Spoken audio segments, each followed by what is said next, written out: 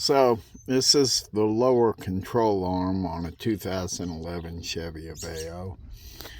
A lot of these lower control arms are going to be very similar. As you can see, this one was seized up. This attaches to the wheel hub assembly. It was seized up so bad I had to cut that. And in fact, I had to cut the bolt head off the top, and then I had to punch it out on the assembly because it was jammed up in there. So that was that aspect of it. That was the easy part. This part right here, where you see that bolt sticking out, that bolt was flush up against this surface because I hit the bolt head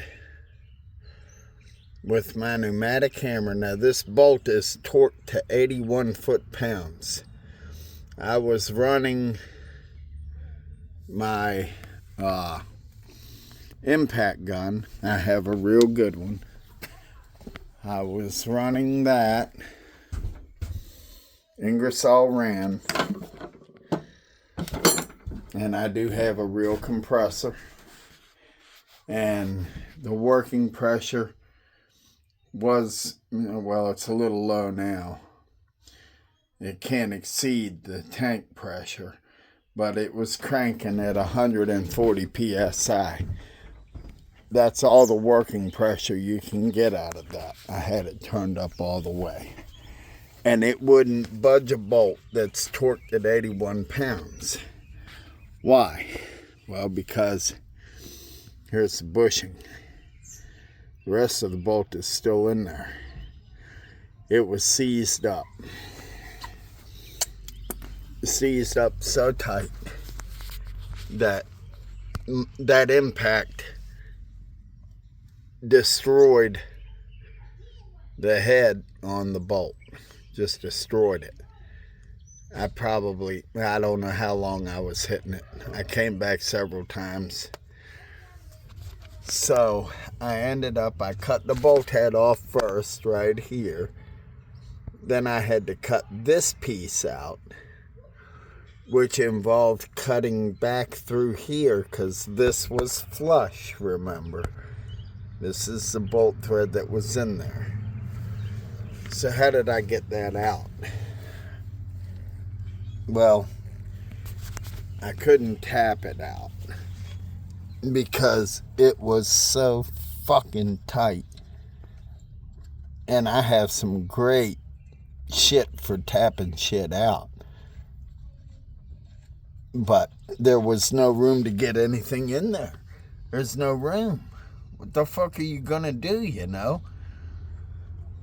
So what I did was I did drill into the screw head.